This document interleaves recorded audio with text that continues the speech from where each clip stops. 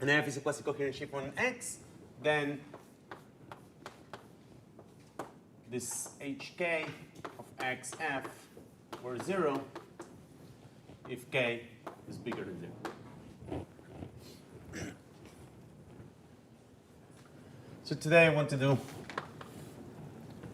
something but along the same lines, and I want to use these spectral sequences that we've been looking at. So let's start with something different. So let's say that F is a sheaf on a topological space.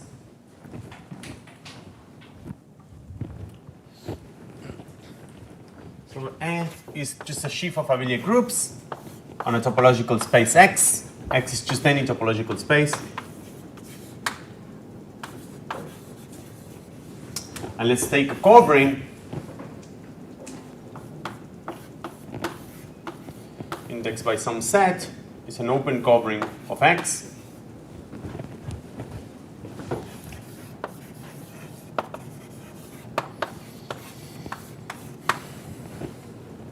Then I'll define some groups associated to that covering. I'll define first a complex of abelian groups.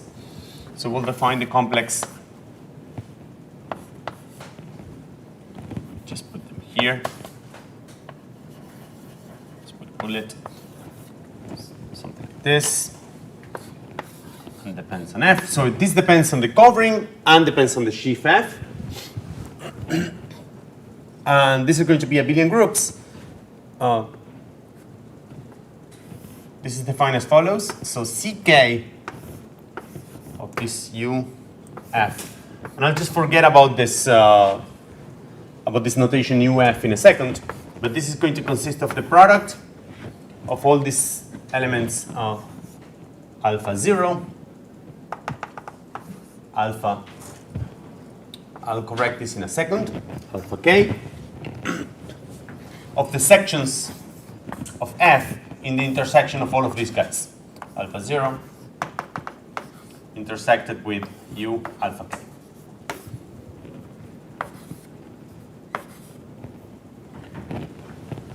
So let's correct this in a second. So this open cover is parameterized by these U alphas. Alpha is an element in a given set A, and I'll require that this A is an ordered set.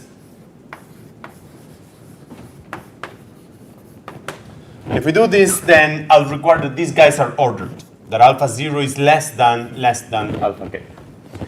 You can deal with this if you take unordered sets, and then you need to say that you have an action of the symmetric grouping k elements and take covariance with that action for that action, but that's fine as it is. So these are abelian groups because this is just a product of abelian groups. And I need to give you the differential. So the differential is from Ck goes to C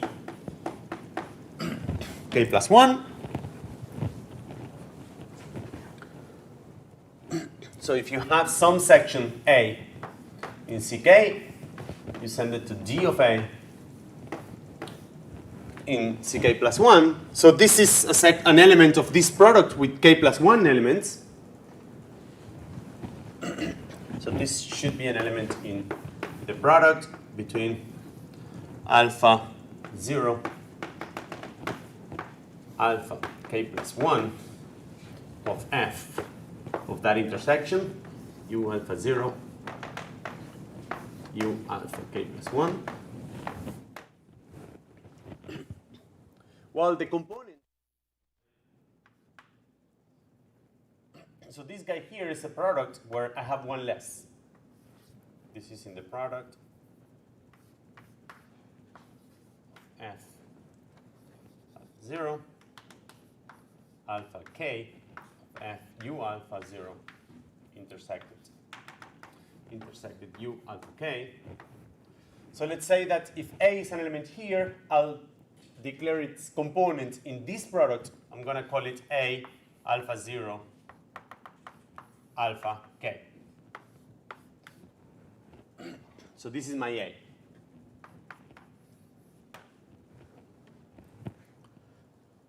So the component of dA in here, by that notation, is going to be dA alpha 0 alpha k plus 1. And what I will do is I'll just take the sum of minus 1 to the k of the component A, alpha 0, alpha k plus 1, and here, k is probably a bad idea, alpha I is going to be missing.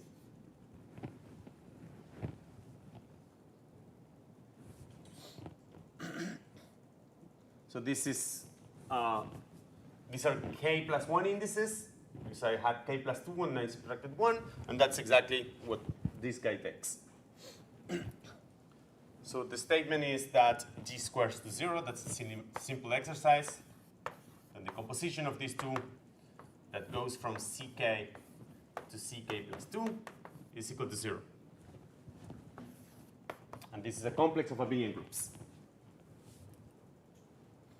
So since this is a complex of abelian groups, then I'll define the homology of degree k with respect to this open covering of the sheaf F to be the k cohomology of this group,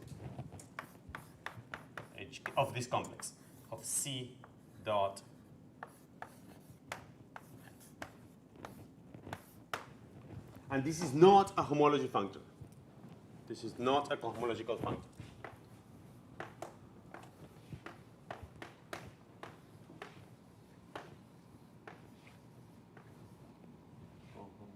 Logical functor. Namely, it's not a universal delta functor in the sense that, well, what we have here is for each, these are factorial, so for each f which was in sheaves in X, we've obtained these HKs, UF, particularly this is something that depends on F, which are abelian groups.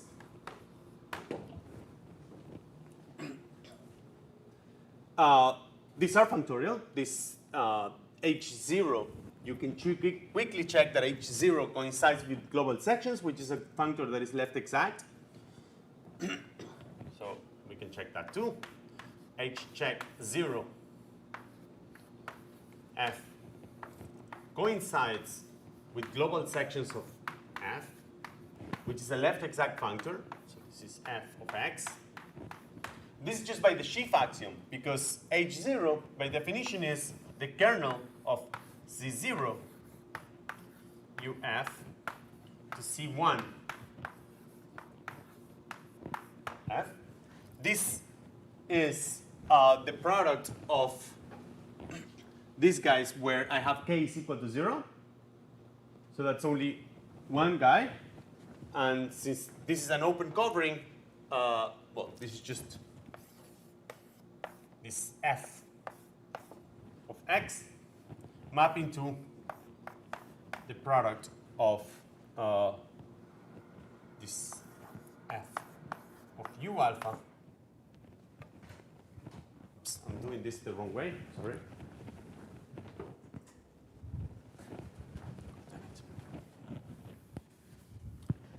I have this product where I have k is equal to 0. So there's the product of alpha 0. So this is from the product of alpha 0 of f u alpha 0 to the product of alpha 0 alpha 1 of f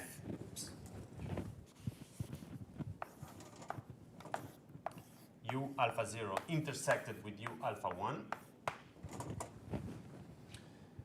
A section here is a collection of elements A alpha 0. So one is for each one of these opens.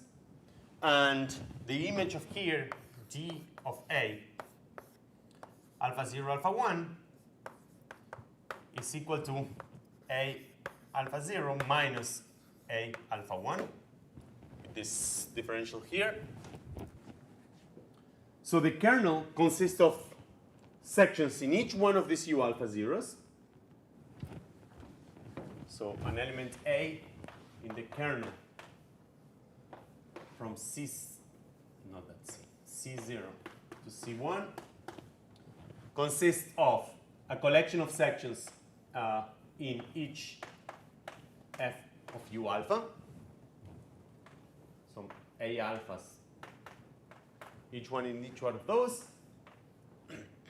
such that the restriction of a beta, which is defined on u beta, to the intersection of u alpha intersected u beta is equal to the restriction of a alpha to u alpha intersected u beta. So by the sheaf axiom, you conclude these guys. So there exists a global section A in f of x, because that's the union of all the u alphas, such that a alpha is A restricted to u alpha. So we have this statement. So this is a collection of functors from an abelian category to an abelian category. The 0th functor is left exact and coincides with this global sections functor. But it's not an homological functor in the sense that if you have, so this is what fails, if you have a short exact sequence of sheaves,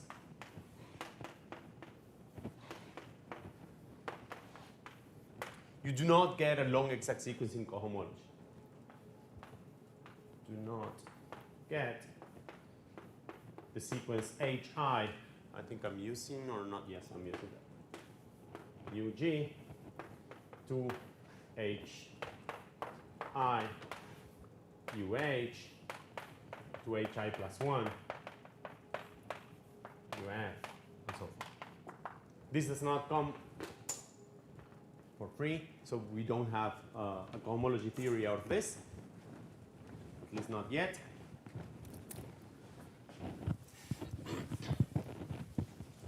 However, I want to analyze these cohomologies of these guys for flask or flabby sheaves.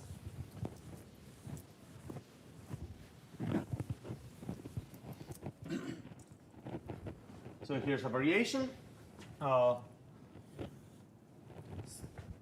This guy is not going to be a complex of abelian groups, it's going to be a complex of sheaves. So I'll define CK. Again, this depends on the open covering. U and your starting sheaf F. And this is going to be a product of, again, alpha 0 less than alpha k. But now what I'll do is I'll take F restricted to U alpha 0 intersection U alpha k and push it forward. So here, in each one of these factors, this J is a different functor, it's a different embedding, is the embedding between that open U alpha 0 intersected U alpha k inside of X. So when I restrict, this is just the pullback. So this thing here is the same as J lower star, J upper star of F, but for different opens. So now this is a complex of sheaves. The differential is the same form. D is the same formula.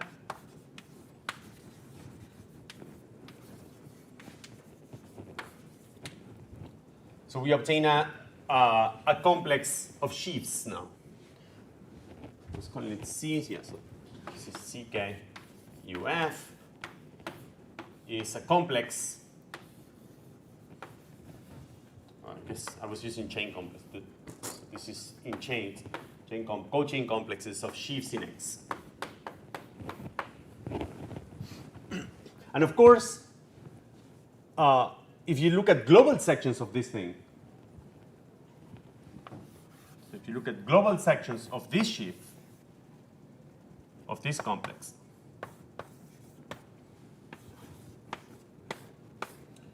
you're going to find this complex.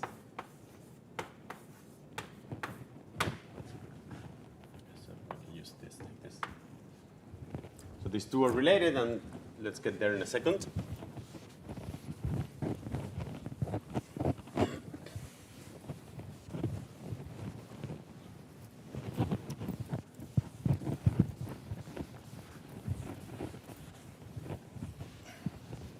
Okay, so some observations.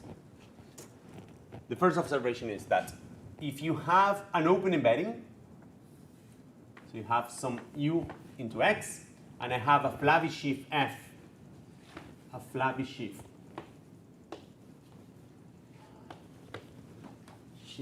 on x,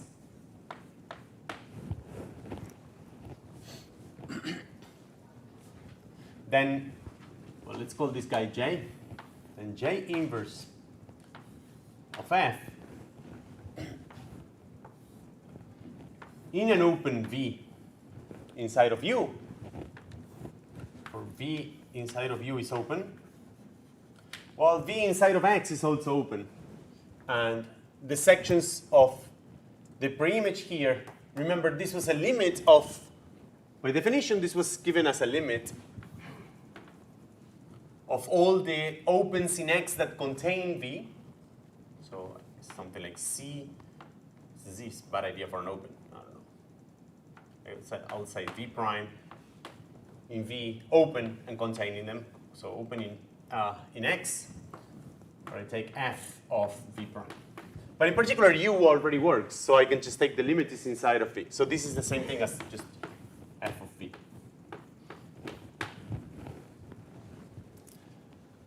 And now if you have two opens,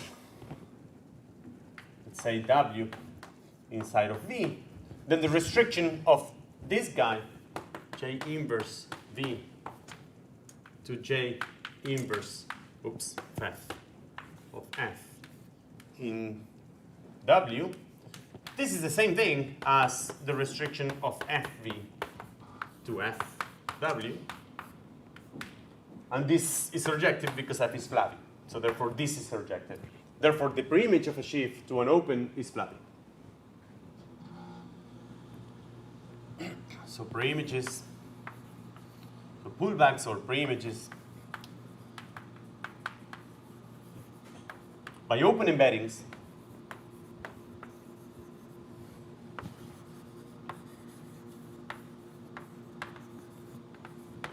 of flabby sheaves are flabby.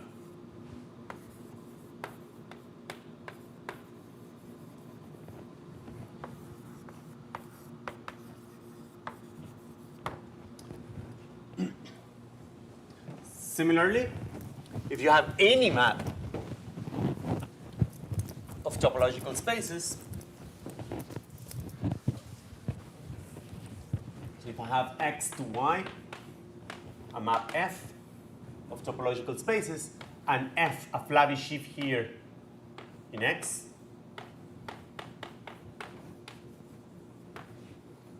and I have a couple of opens, U inside of V inside of Y open, then the push forward of F evaluated in V is F of F inverse of V, which is open. The push forward F of F evaluated in U is F of F inverse of U, which is open. And F inverse of U, of course, is contained in F inverse of V. And the restriction from this sheaf evaluated at V to this sheaf evaluated at U, this is the restriction map, comes from the restriction between these two opens that are included. And since F is flabby, this is surjective.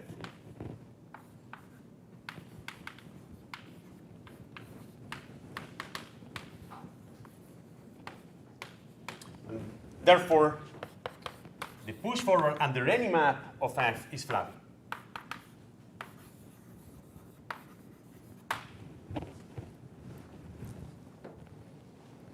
So combining these two things, this push forward of a restriction by open embeddings is flabby. So if J from U into X is an open embedding,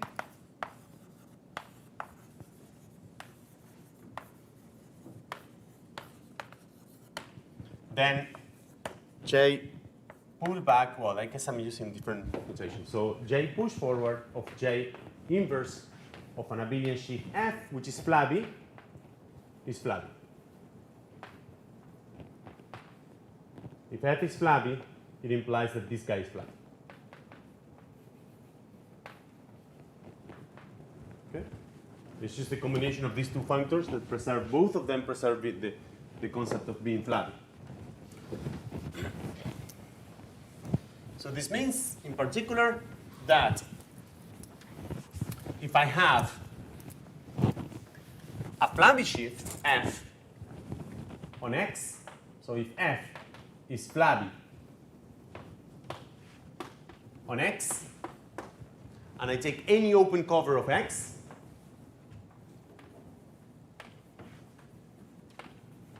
oh, I haven't said something. The product of flabby sheaves is flabby, and that's immediate because the restriction map is the product of the restriction maps. Okay? So if I have each one of these guys is going to be flabby, and then the product of this guy is flabby because it's just the product of flabby sheaves. So that means that if I grab any sheaf F, which is itself flabby, then this is a flabby resolution. And we just proven the trivial part, we need to prove the non-trivial part. So this is a flabby resolution.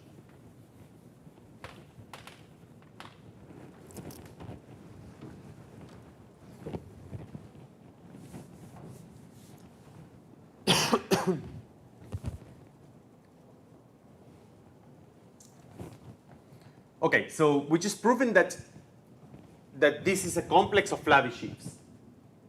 So what we're missing is to proving that this is a resolution. Okay. And that's going to follow from if F is any sheaf,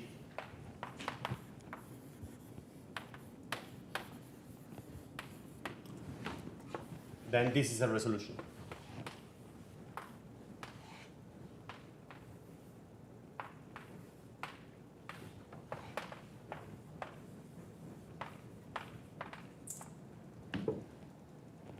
So this is going to imply this. We already know that it's flabby. The only thing that we're missing is the fact that this is a resolution. So let's prove that that's a resolution.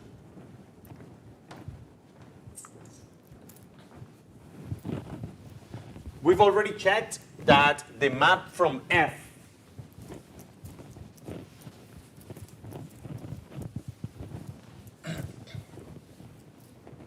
to C naught is injected.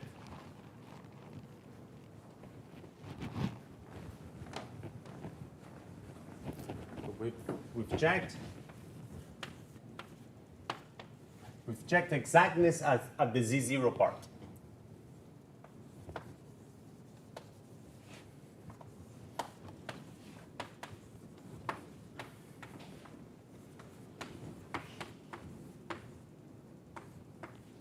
Well, what I did check is that global sections of F were the kernel of global sections of Z0 to global sections of C1. But that same argument, if you just look at stocks, gives you the exactness. So we have this map from F to Z0, which is just the product of the F's restricted to, I'm going to use J lower star, J inverse of F. And this is only on one alpha, and I hope it's clear what this is. This is on alpha 0, and then this goes to C1, which is the product of alpha 0 less than alpha 1 of J lower star, J inverse of F. I mean, of course, these J's and these J's are different. Here I'm taking intersections of two opens, U alpha 0 and U alpha 1, and here I'm just only taking the U alpha 0.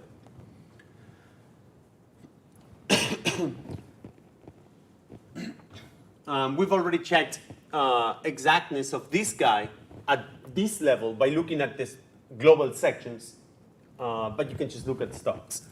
But anyways, we'll do this now. So what I'll do is the following.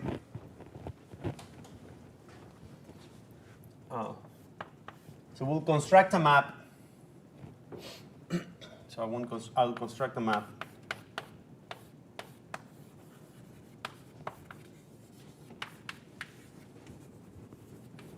Map from CK to CK minus 1. And this is going to be the contracting homotopy. Okay, so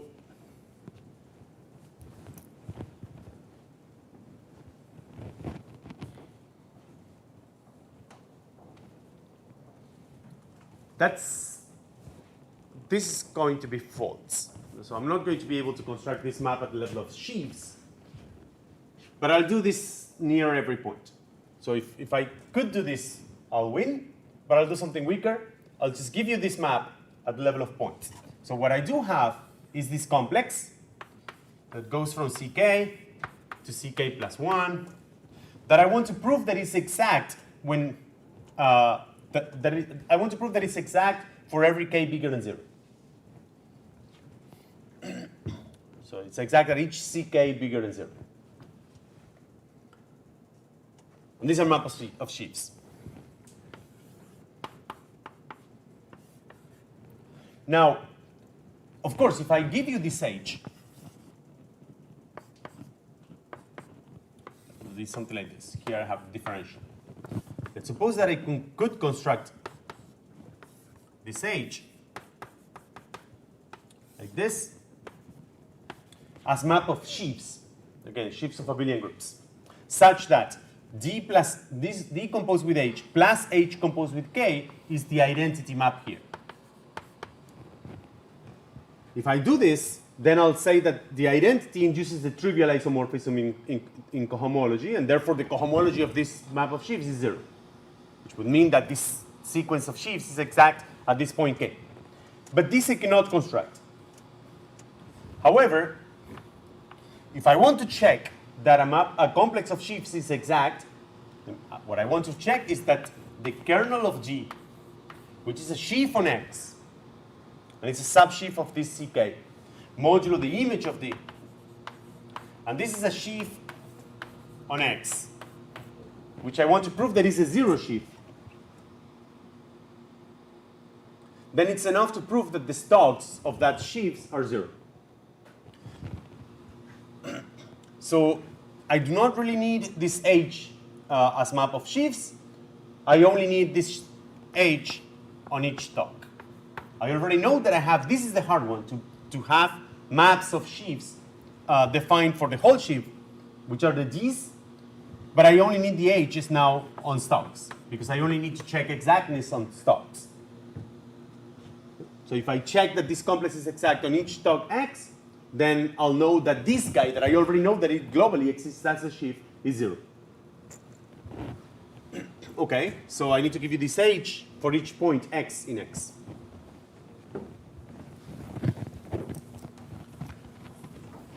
So you pick a point X. We pick a point X in X. And what I want is I want to give you a map from CK X, the stock of that complex, is CK minus 1 X. Okay, so now this is a map of abelian groups. It's no longer a map of sheaves. And as an abelian group, what is a representative, what is an element in this abelian group? What is some AX here? So by definition, this is a pair. It's an open set containing X. So this guy by definition is a pair, is some U that is an open neighborhood of X, and a section A in CK of U. And it's the class, this AX is just some class represented, so it's an equivalence class of this pair. Okay, so that was the definition of that stock. Okay, so now what is a section of this sheaf? Well, a guy here is, by definition, this sheaf CK of U, this was constructed as this product. So this is a section A, is a section of this product of the j lower star, j inverse of f. That's it. And here's alpha 0, alpha k, and I'm evaluating this in U. Okay? So now, since my A is a class, an equivalence class of this pair, this AX, then I can take my U to be small enough. So I'll take, replace, if you wish, replace U by some other guy to be contained in some U alpha.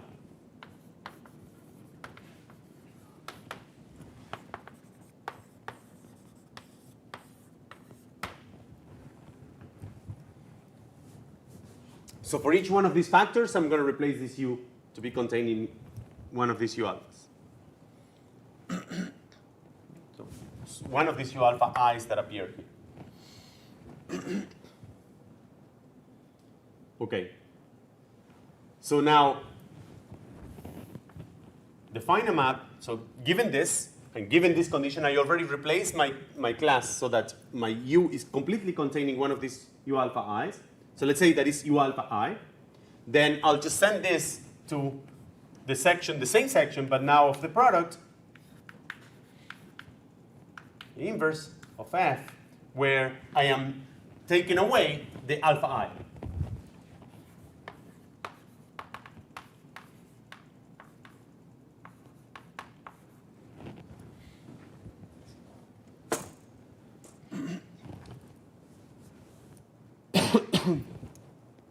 And this is well defined because, well, this intersection was completely contained inside of this U alpha I.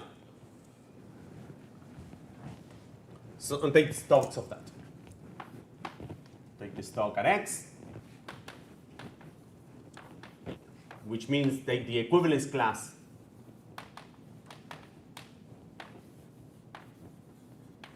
at X, near X, and that's the image HX of AX in here.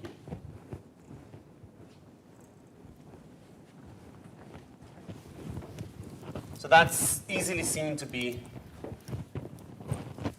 a contracting homotopy for that complex. So a trivial exercise, just a computation. So check that HX D plus D HX is equal to the identity on CKX, where K is bigger than 0. So that's why this guy is a resolution of F.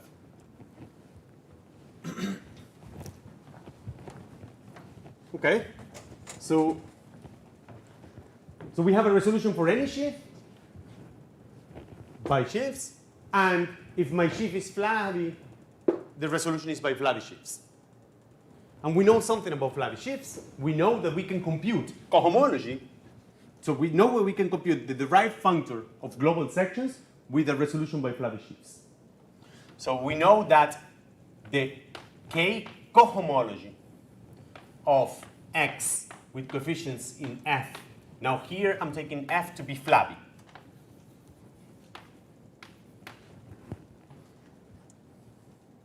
Now remember, this by definition was the K derived functor of global sections on X.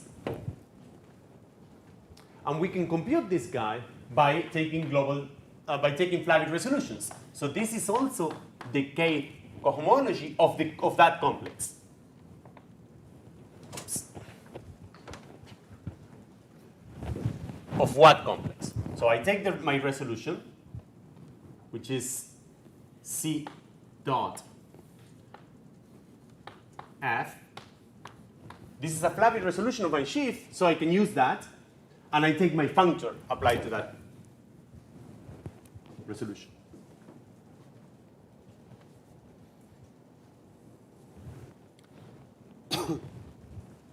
Now, what is this group of global sections of this guy? Well, I need to understand what are global sections of each one of these things. Okay. So what are global sections of J push forward, J inverse of F? Here J is, for each one of these factors, is the inclusion between U alpha 0, U alpha k inside of X.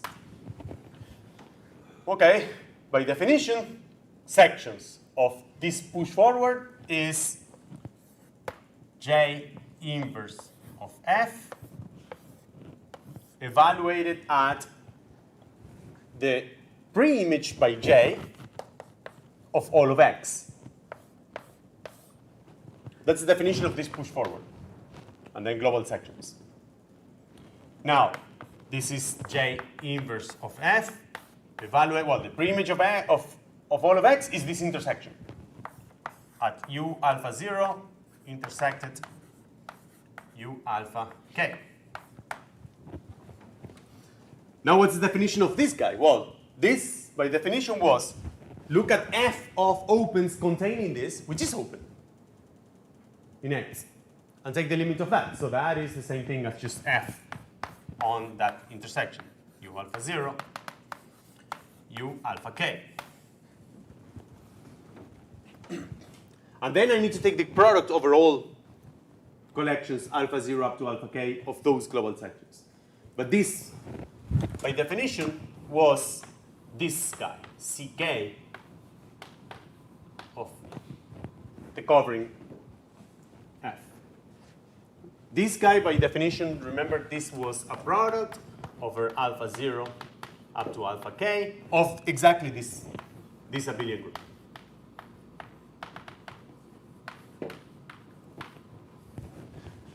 And then I'm taking the kth cohomology of that. So this, by definition, is Hk.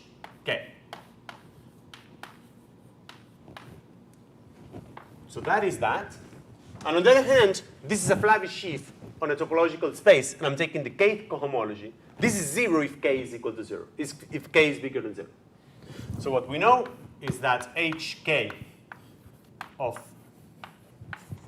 any open covering F is equal to 0 if k is bigger than 0, and is equal to global sections on X if k is equal to 0 for F Flaby.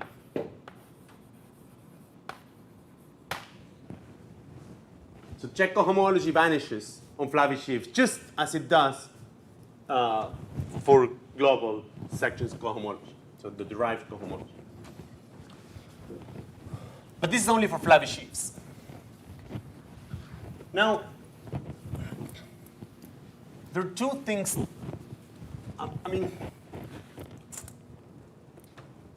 guess books like Hartshorne would say, you look at the following. So let's say that you start with a sheaf on X, F, and there's two things that we can do. We can look at an injective resolution. That we know it exists. We've proven that it exists. And these are good to compute those derived functors. So the way to compute this derived functor of global sections was just replace your F by an injective resolution or a Flaby resolution and take global sections of that, and then take cohomology.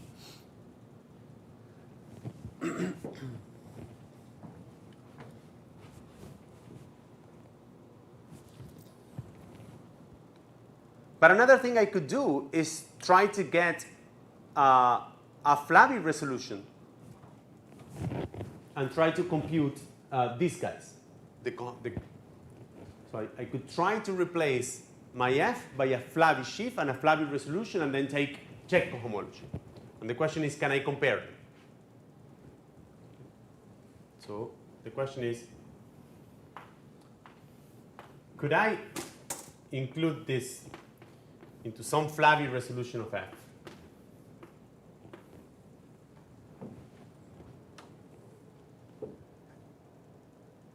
So let's suppose that I can find Flaby sheaves so that this check resolution coincides. And so could I get a way of comparing this with that.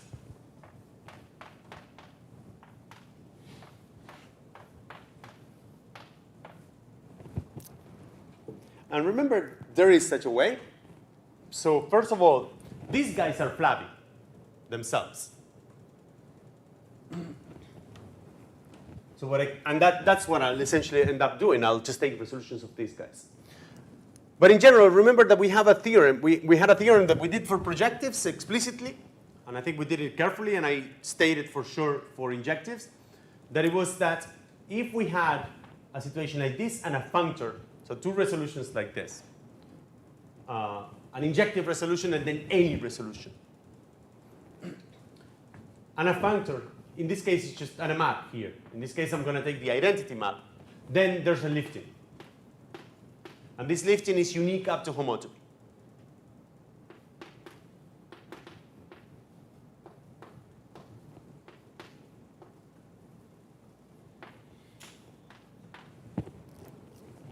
So if we have any resolution of f, we can lift it like this.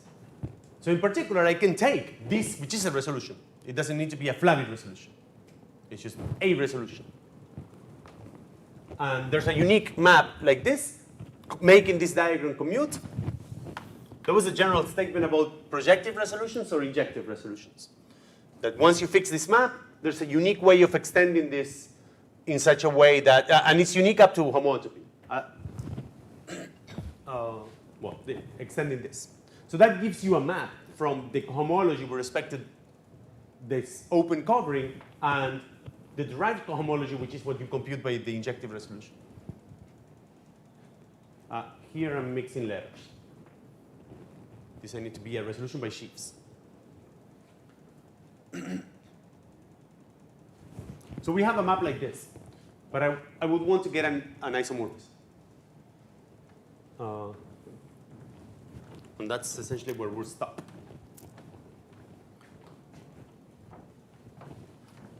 So the theorem is, this is an isomorphism under some conditions on X and some conditions on F.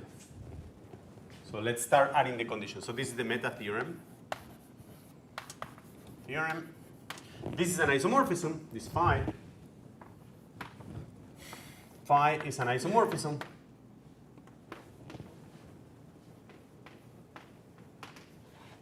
Under conditions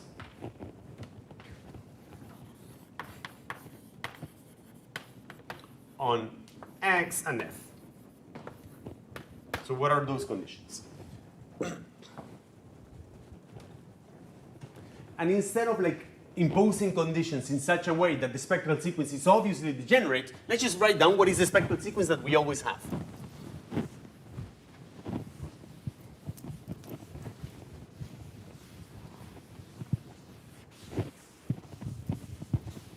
So let's start with the object that we always have, and we know where we want it to converge.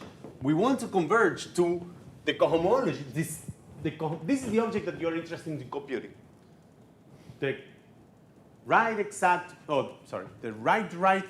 to global sections.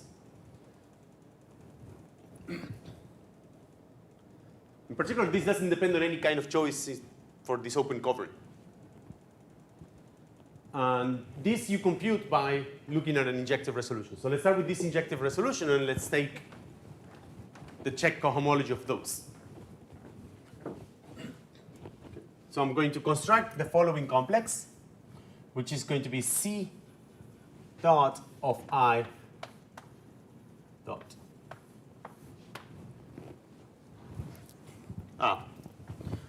My C depends on the open covering, of course. And let's analyze this.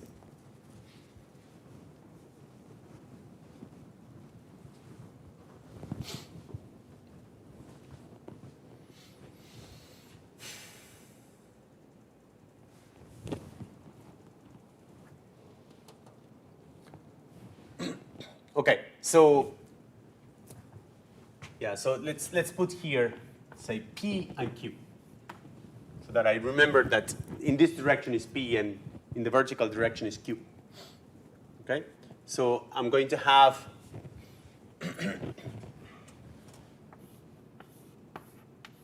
I0, I1.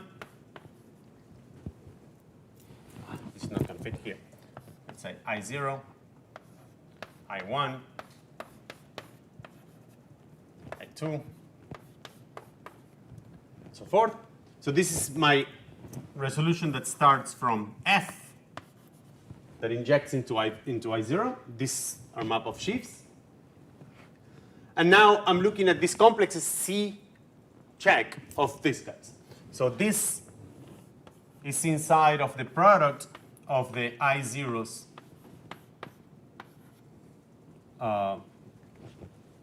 restricted. I should say J push forward of this I0 restricted to U alpha naught. So this is in the alpha naught. And this goes to the product of alpha 0, alpha 1, J push forward, J inverse, I0, and so forth. And here I have the same for I1. Alpha 0, I1, restricted to alpha 0. Here the product, J inverse, I1, and so forth. So the first observation is that these guys are injective, therefore they're flabby sheaves.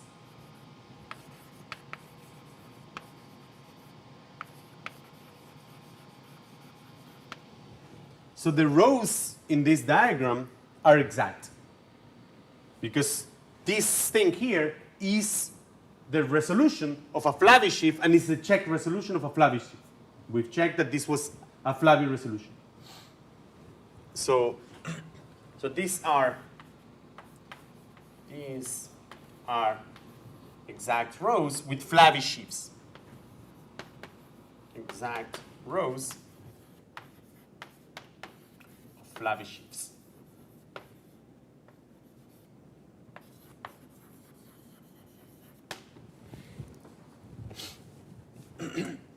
Okay.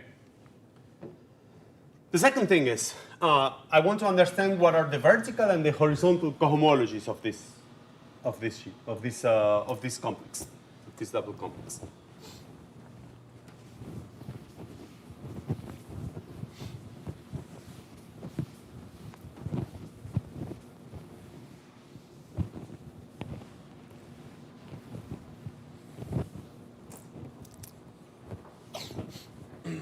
Okay, so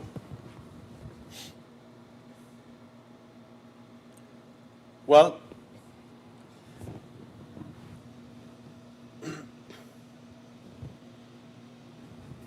so what is the K cohomology? The K vertical cohomology in this row.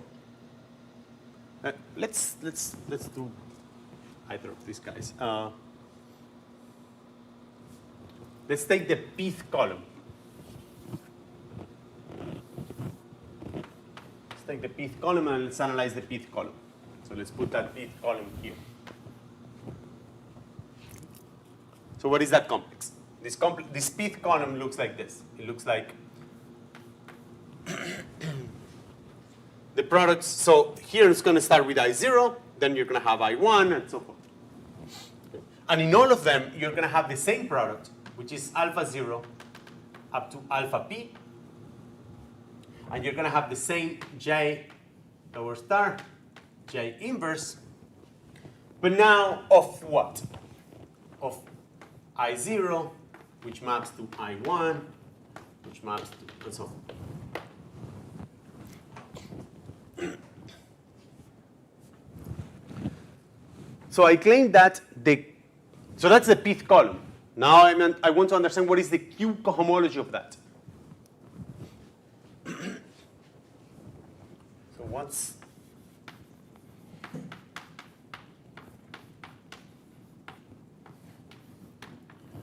of this? And this is the product of sheaves. And I'm taking the cohomology of that product of sheaves. So I claim that this is the following sheaf. That this is the sheaf. This is the following sheaf is the sheaf associated to the following. If you give me a U and open on X, then I give you back, you have the sheaf F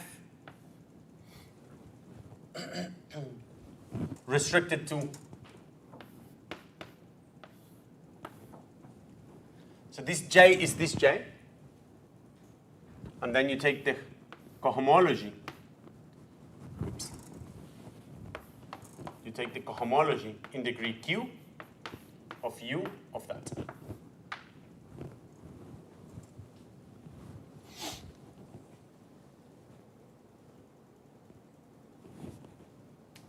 Now, of course, I should put here this J upper star, but it doesn't matter.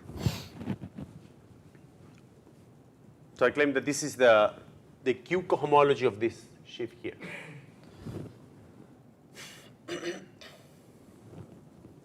So perhaps I should have said this before. It's now too late.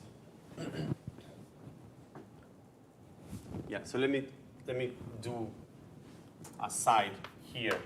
And let's start with what I should have started this lecture, which we're going to use implicitly now.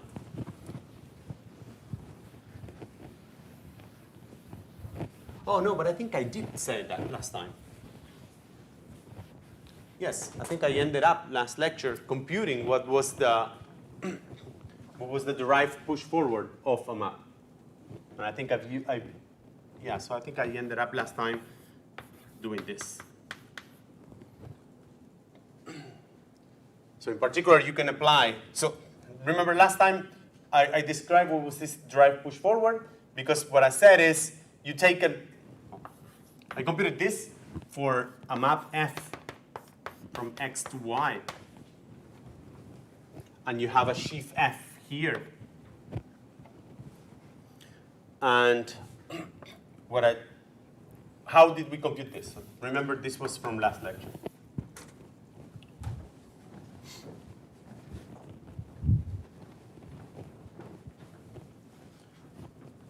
What we did is the following. We took F as a sheaf in X, and to compute this derived push forward by definition is, so this RK of F push forward of F. How do you compute it? Well, you replace your F by an injective resolution. So you take an injective resolution of F, you apply the push forward of this complex, and then take the K cohomology of that.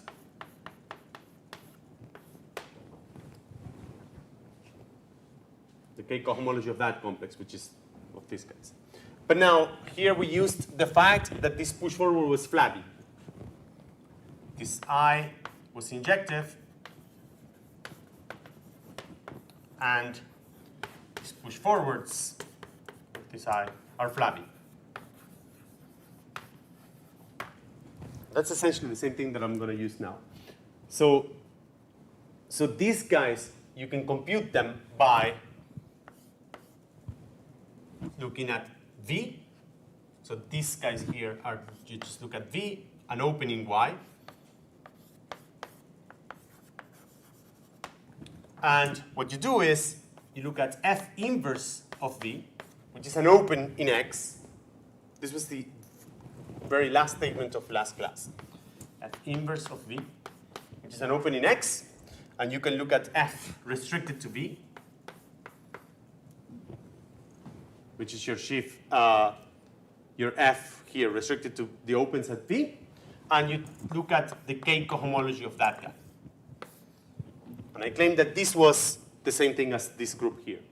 And the reason for that was that F restricted to V to I restricted to V was a flabby resolution of this guy.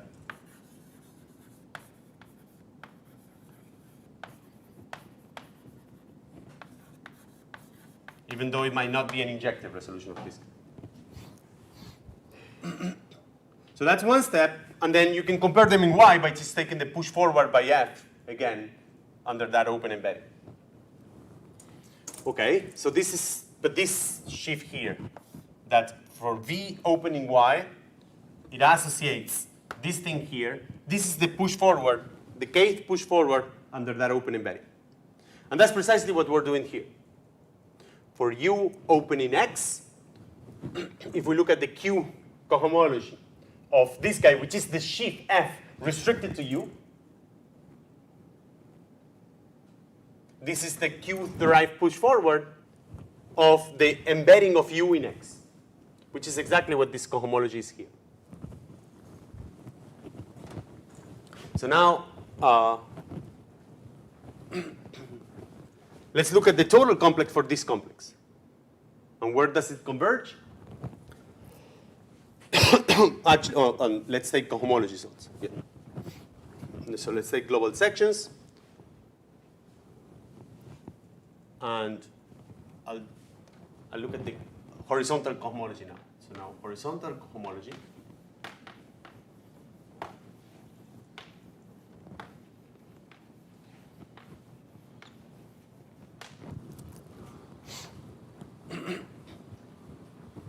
Well, the horizontal cohomology is the check cohomology now. These differentials in this direction are the check differentials that we constructed.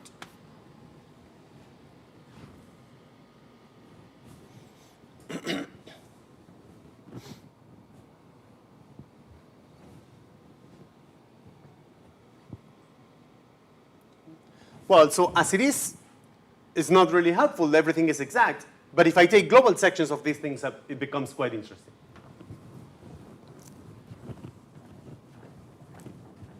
So let's look at the double complex where we actually take global sections of these things. And let's apply the same thing. If I look at this, C P of U I Q as my double complex. Well, I haven't proven that it's a double complex yet, but it's just as a bigraded abelian group. Then this thing here has two differentials. It has a D horizontal, which is just the check differential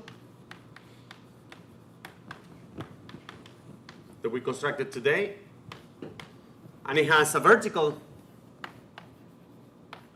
that computes the derived cohomology of on X, coefficients in F.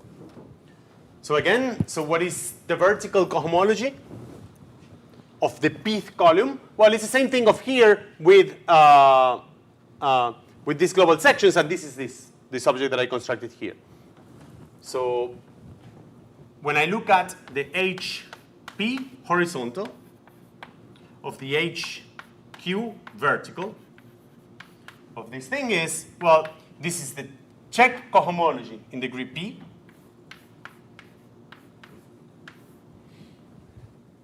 of the pth complex, which is this complex here, where I've taken this Q cohomology. So this is of this open covering, and the sheaf is the Q cohomology, the sheaf Q cohomology of F.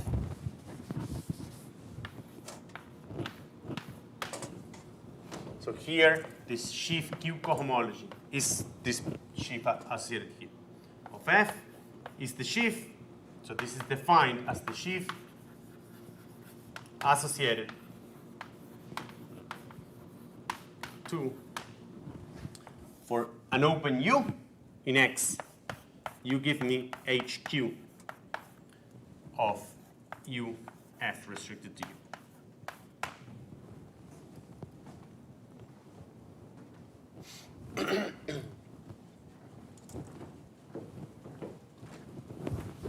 Okay, so we have that. And that's a double complex. So first statement, this is a double complex. And this is obvious. So C dot UI dot is a double complex.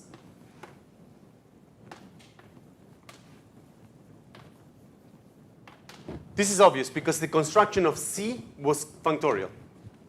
So I only need to tell you that the construction of C for a complex gives me a complex of complexes. So this follows from C being functorial. Namely, if we have a map of sheaves from F to G, a map of sheaves, we get an obvious map from CKUF to CKUG, which is a map of complexes.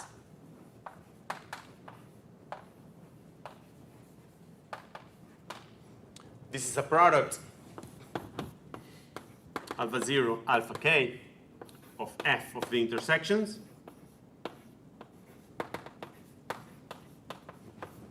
And this is a product of G. Same thing, alpha 0, alpha k of U of the intersections. And the map goes from here to here. On each factor, it's just the map from F to G on the same sections. So since C is factorial, it takes the complex I into a complex of complexes. And that's just the same thing as being a double complex. So this thing is a double complex, therefore, and it's bounded. By definition, it's bounded. It's in the first quadrant. So I only have like positive entries in the vertically and horizontally. So there's a spectral sequence that converges. And the E2 term is this. So this is the E2 term of a spectral sequence.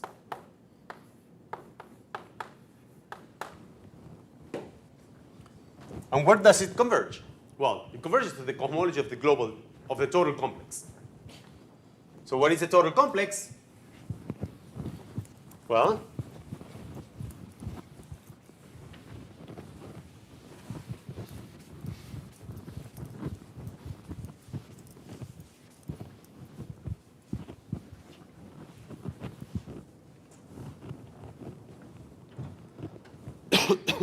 so I claim that the cohomology of the total complex converges to cohomology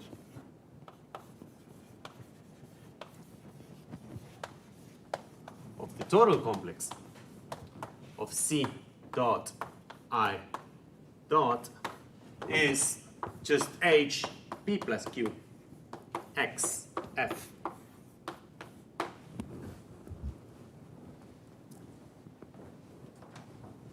So that's clear. You just look at what is in the PQ term here, and what you have is the k, the pth cohomology of this IQ. So what we have is a spectral sequence that converges to this guy. So we have a spectral sequence that again is the pth cohomology on this open guy of the Q cohomology of F that converges to the P plus Q cohomology, the derived guy for F.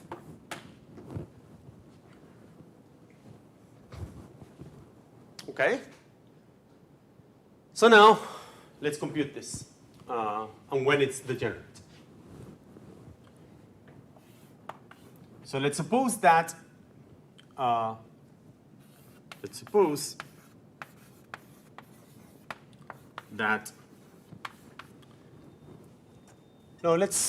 before supposing anything, let's suppose that discovering consists of two opens, U1 and U2. So what we have is two opens, U1 union U2 is the total space X, and the intersection is something. Let's suppose that U1 intersected U2 is something. It's U.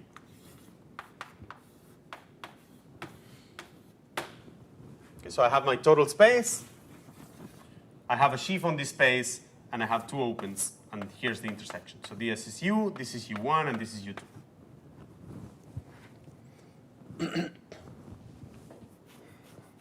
So what is the, well, these are some sheaves that I don't know what they are. So these are some sheaves that are hard to compute. But the check cohomology is very simple to understand in this situation. So the horizontal part of this C2 term is very simple to understand.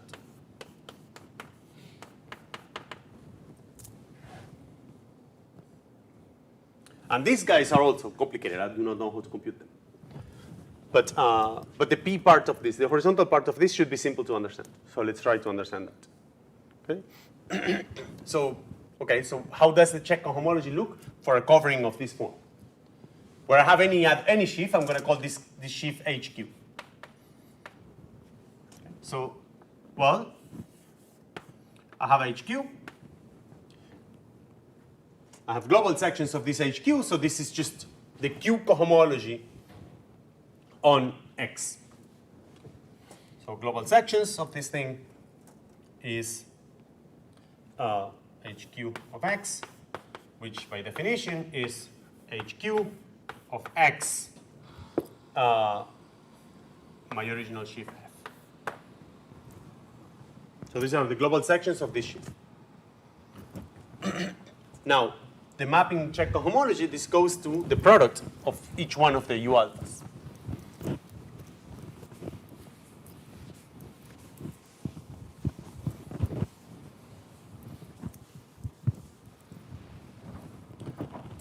So I have, what is the C0 term? C0 term. This was the product, and then the product just only has two terms. And a product with two guys is the same thing as the sum, just are abelian groups. So this is the same thing as just the Q cohomology on U1 of F, restricted to U1, of course. And then plus the Q cohomology on U2 of F, restricted to U2. So that's a C0. The C1 is, well, whenever you have a class here in the Q cohomology, you just restrict it to the intersection. And whenever you have a class here, you restrict it to the intersection. So this is the Q cohomology of U1 intersected U2. Oh, this was my U. Well, it doesn't matter. Of F restricted to those. And there's no C2.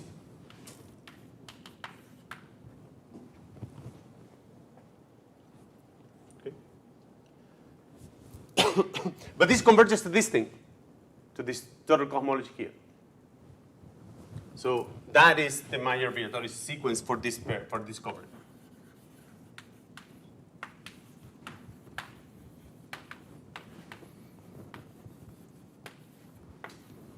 For that covering.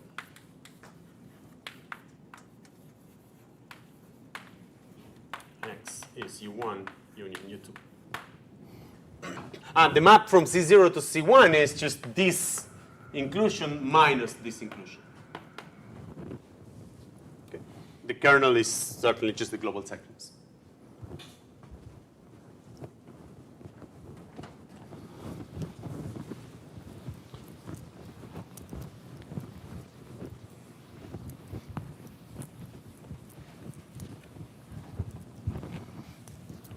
Okay, so that's the trivial example.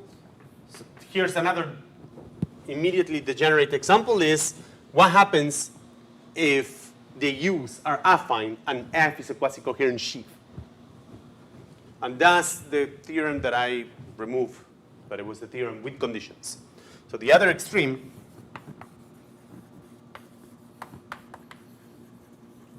is every U alpha intersected U alpha 0 intersected U alpha 1 intersected U alpha k is affine.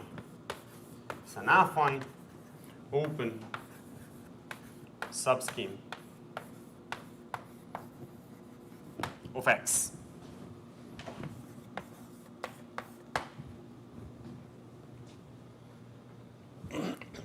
And F is a quasi-coherent sheaf.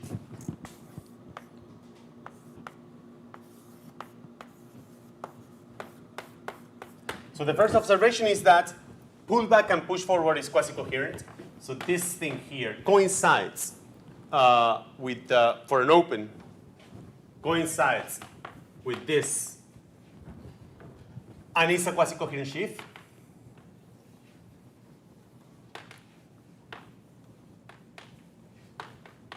Sheaf on that intersection.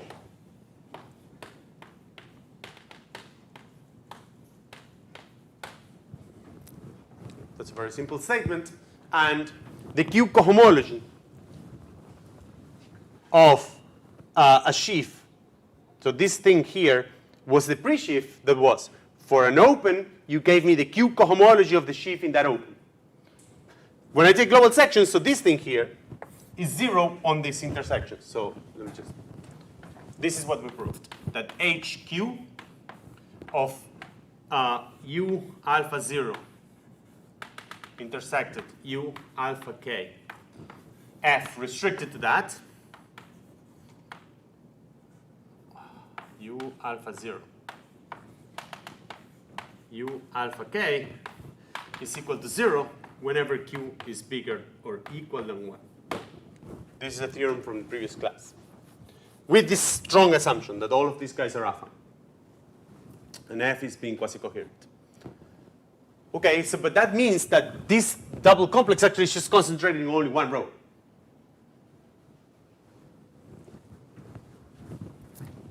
So the C2 term is completely degenerate. We know that it now converges in the first page because this is only concentrated in E2P, Q is equal to 0. And now this thing here coincides with just the check complex of U with F. So this is the CP F. So that's, well, now I need to take the P cohomology. Yeah, when I said E2 was the HP cohomology of that, which is HP cohomology of U with F. And this converges to, and it has to be, HP of XF.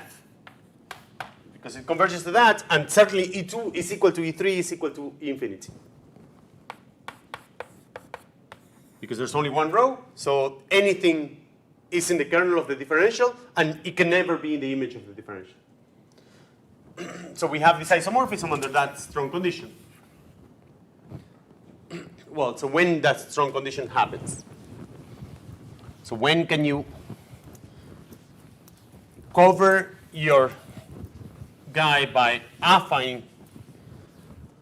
So when can you cover your scheme X by affine schemes in such a way that if you take any intersection, they're still affine schemes? Well, one condition if X being separated, whatever that means, but X being separated. This is a condition that guarantees that if you have two open affines, affine, open, inside of X, then their intersection is also affine.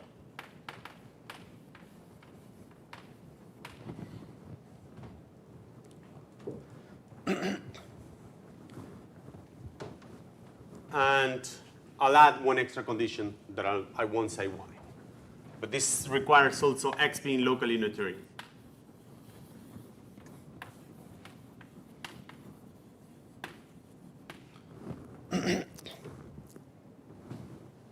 For this to converge like this.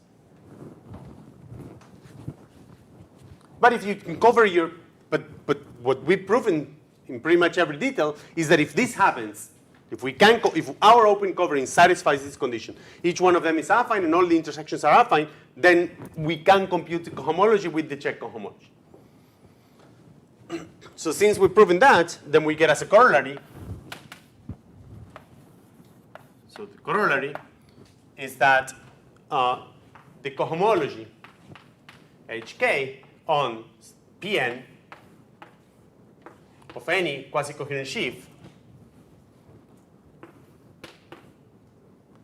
that's correct. This is equal to 0 for every k bigger than n and f quasi-coherent.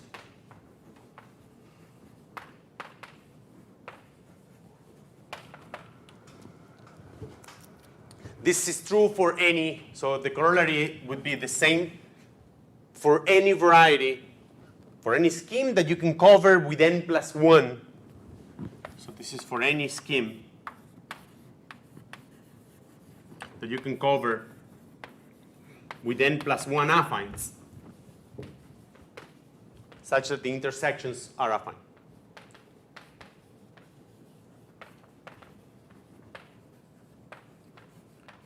Again, if your scheme is Noetherian, as unseparated, this always happens.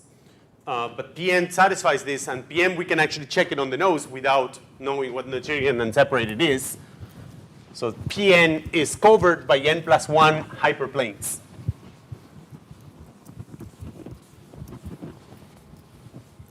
So Pn is the union of I is equal to 0 up to n of ui, where ui is the ith hyperplane, is isomorphic to an.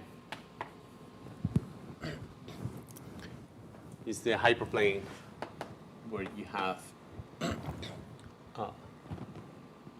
let's take the ith coordinate to be 1, than anything else here, in all of the other homogeneous coordinates. So that's isomorphic to an, and these guys cover Pn. So this is affine. This is the spectrum of your base ring x1 up to xn, and the intersection of these guys, of course, is affine. And so why is this true? Well, we've just proven that check cohomology coincides with derived sections cohomology, to global sections cohomology. So we know that hk of x, in this case, is Pn. F equals h, it's isomorphic, to this covering, F. And this guy, the complex is C0, oops, C0 UF is the product, which is now a sum of the sections on each one of these UIs.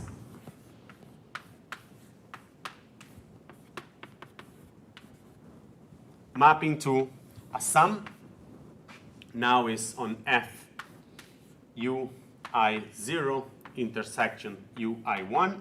Here is I0 less than I1. This guy is bigger or equal than 0. This is bigger or equal, less or equal than n, and so forth, up to the last one, which only has one possible case, which is 0 equal to I0, which is less than I1, up to n, which is equal to n. And here we have f of the intersection of ui0 intersected uin. So this is in degree 0, this is in degree 1, this is in degree n, and the next case is 0, because there's no intersection of n plus 1 guys. So the cohomologies of these guys are concentrated in degree less or equal than n. So this k cohomology is equal to 0 if k is bigger than n. And this only thing that we used is that there's no intersection. So as long as each one of these intersections is affine, and there's no intersection of more than, and there's n plus 1 such affines, there's not going to be an n plus 1 cohomology. And that's about it. So the exercise. So today I started with something which is kind of interesting because it's not, this check cohomology is not a cohomological functor. So I cannot define it as some exact functor of, say, from sheaves to the derived category of sheaves to the derived category of abelian groups. But there's two things that one can do.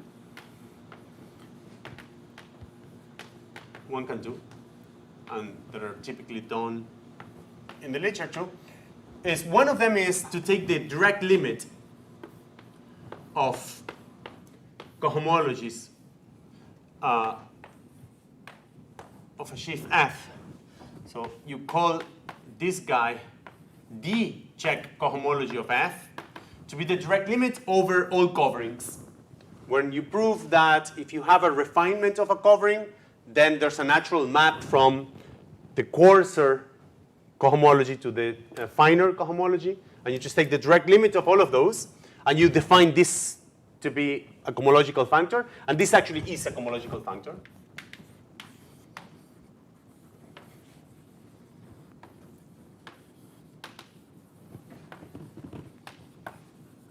And again, for nice spaces like locally Noetherian schemes, or locally Noetherian separated schemes, this thing coincides with the usual derived functor of global sections, and you can prove this by just looking at stocks. But so that's one thing. But I'm more interested in some other one, which is today I just gave you this. This is a spectral sequence, and this spectral sequence looks like a composition of functors. So this is the P cohomology with respect to the check functor. So check is a functor. It might not be a cohomological functor, but it's a functor. And this is the Pth cohomology with respect to this check functor of U with coefficients in this other guy, which is also a functor.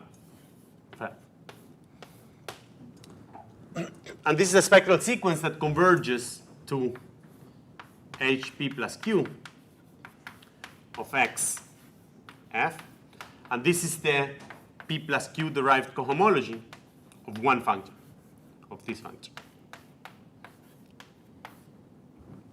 So question. Is this spectral sequence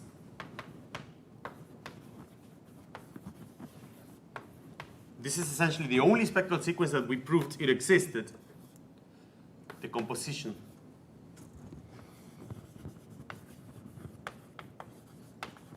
of two exact functors, of two functors. Remember that if we have two functors, we have a spectral sequence from the composition of the corresponding derived functors to the derived functor of the composition. So the question is, I want this to be the composition of two functors, taking global sections. So if I write this gamma as some F composed with G, I would want this to be the corresponding spectral sequence for that composition. So is it true? Do these two functors exist in which categories such that the spectral sequence becomes a composition? That's an interesting question. This leads to understand what sites are. Concepts like Étale topology, cohomology, and so on. All right, I'll stop right here. I'll see you guys around.